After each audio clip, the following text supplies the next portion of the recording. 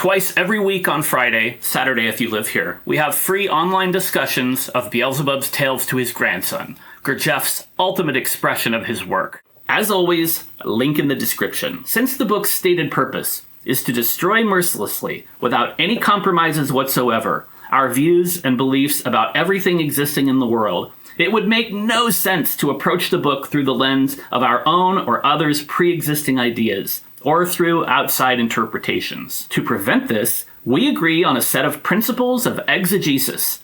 The word exegesis translates literally as to lead out of, and that's exactly what we're doing, drawing out the meaning of the text, trying first and foremost to understand what Mr. Gurdjieff is trying to tell us. These exegetical principles rest on one huge assumption that you definitely aren't required to believe. But in the context of this class, for the sake of argument, if you will, we hold that Mr. Gurdjieff was on a higher level of being and had a higher degree of objective reason. In other words, he was smarter than us. Everything starts with that. If you can hang with that, or even if you can't, like, comment, subscribe, and pay close attention as 7 students of the Spiritual Sun School explain the 7 exegetical principles.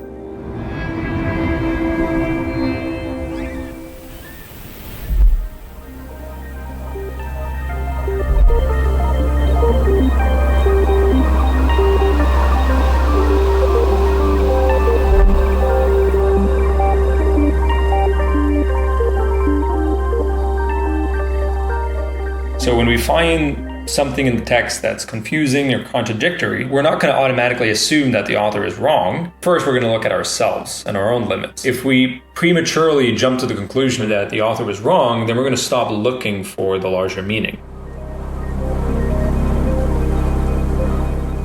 This book is a product of a higher gradation of reason, and therefore we should take every part of the book to be meaningful, including the punctuation, long sentences. We do not assume that any detail within this book is without meaning, and we consider each aspect of it.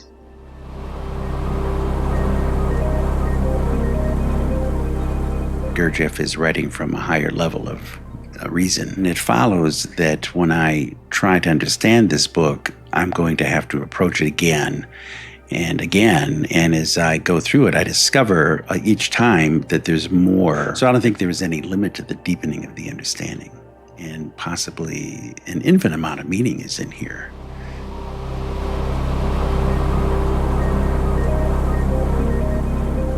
Even if it's practically impossible to verify everything from the book, it doesn't mean that its content is so far beyond us that we cannot learn from it. Gurdjieff wished us to draw definite lessons and even practical information from the book. This knowledge doesn't have to be turned into dogma. We're invited to progressively build our own understanding. That's really the beauty of a legominism. The layers of significance will touch us individually as we take the time and make the effort to read it.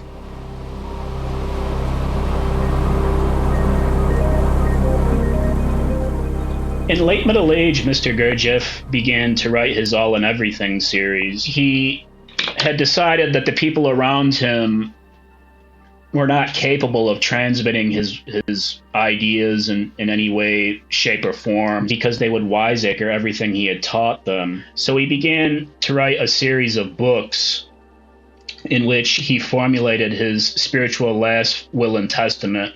So if we have questions as to what his work should be or what direction the work should take, it's right there in black and white.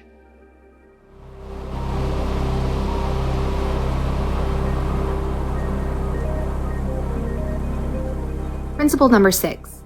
We want to take our study of Gurdjieff's material without associating it with other things that we've read. So we don't want to take anyone else's summary or what they tell us is a core teaching or the ideas that they have about the work and then read through Gurdjieff's material and assume that those things are right or associate with that. Instead, what we want to do is read the text when we have questions, compare that to other things that Gurdjieff himself has written. So that would be All and Everything, it would be the authorized meeting notes or other material that he himself wrote, not things that other people have written about his material.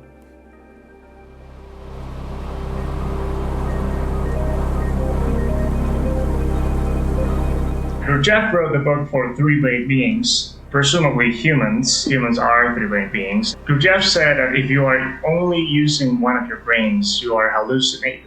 This class, by its very nature, is going to be head-brain oriented. Right? It's an exchange of ideas. It's a presentation, a discussion. That doesn't mean that that's the limit of the ideas. We need to ponder them internally in relation to our aim, to the sense and meaning of our lives. Normally, it would produce some kind of remorse in us. It's only when we have done all of that when we can say that we have assimilated this in a more complete way and not just theoretically. And maybe we're beginning to understand it. The Spiritual Sun School. Free online Beelzebub's Tales classes twice every Friday. Just the way Gurdjieff would have wanted it.